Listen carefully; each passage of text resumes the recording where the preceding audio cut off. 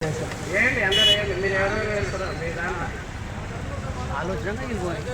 ఈ యొక్క కార్యక్రమాన్ని కొంచెం విశాల దృక్పథంతో మంచి మనసుతో కొంచెం సహకరించి जोहार जोहार जोहार बाबू जगजीवन राम जोहार जोहार जोहार बाबू जगजीवन राम जोहार जोहार सामाजिक परिवर्तक बाबू जगजीवन राम भारत उप प्रधानी बाबू जगजीवन राम जोहार बाबू जगजीवन ఉంది అందరూ కూడా పేరు పేరున ఈ రోజు చెప్తా ఉన్నా చెప్పలేదనకుండా అందరు రావాలని చెప్పి ఈ సభాముఖంగా కోరుకుంటున్నా. ఆడ మనోళ్ళు పార్లమెంట్ లో మెజార్టీ ఉంటుందో వాళ్ళు బిల్లు పాస్ చేస్తే కొల్లాపూర్కి వస్తుంది.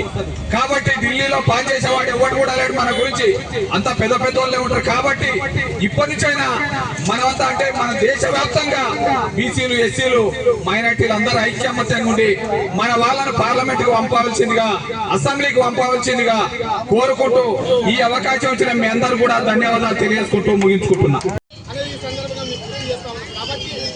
బాబు జగజీవన్ గురించి చెప్పాలంటే ఈ వాస్తవాలను చెప్పాలి. బాబు జగజీవన్ కోరుకునేది ఏంటిది?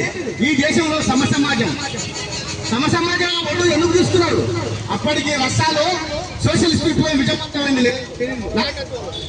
ఇక్కడ ఉన్నటువంటి నెహ్రూ నాయకత్వంలో పనిచేసేటువంటి వీళ్ళు నెహ్రూ కాంగ్రెస్ లో భాగస్వాములైనటువంటి వాళ్ళు అంటే జయప్రకాశ్ సిద్ధాంతాన్ని తెలుసుకున్నటువంటి జగజీవన్ రామ్ గారు వీళ్ళందరూ కూడా సోషలిజం అనేటువంటి పదాన్ని వాడుతున్నారు.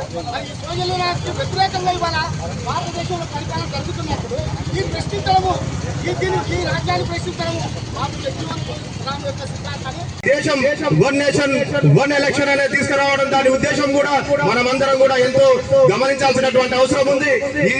ఈ చట్టాలను రోజు రోజుకు ఇంప్లిమెంటేషన్ చేసుకుంటూ వస్తే ఈ రోజు ఎగ్జాంపుల్ గా చెప్తున్నాను, వక్ఫ్ బోర్డు సంబంధించినటువంటి ప్రాపర్టీలో వక్ఫ్ బోర్డులో ఏ ఒక్క ముస్లిమేతరులను తీసుకొచ్చి వారి ద్వారా ఈ రోజు చట్టాలను చేస్తున్నారు. ఈ రోజు మా ప్రాపర్టీ, ఈ రోజు ముస్లింలకు చెందినటువంటి ప్రాపర్టీని ఒక అధికారి దాన్ని తీర్మానించేటటువంటి అవసరం ఏర్పడేది.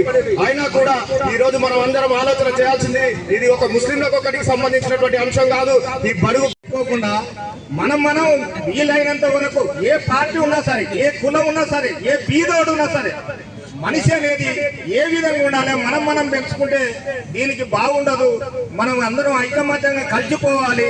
మనం అంతా ఏ విధంగా ఉంటే బాగుంటుంది అని ఆలోచన చేసుకోవాలి.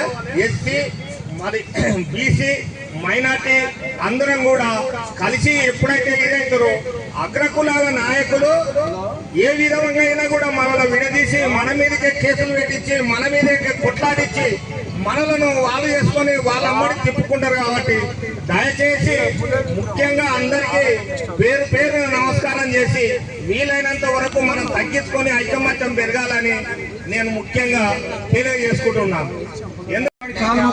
దండం పెట్టి రెడ్డి గారు అన్న వాళ్ళే నేర్పిన వాళ్ళ పిల్లలకు అన్నాడు, ఎవరైనా ఉంటే సాకలా వస్తే అదే సాకదానికి పోయి వాళ్ళని తీసుకురా, సాకలి బాల్య తోలుకరాపు, లేకపోతే బాలసానికి పోయి మాదిగ బాలసంగా తోలుకరాపు అంటే వాళ్ళ పిల్లలకేమో వారే తోరే అని నేర్పించారు.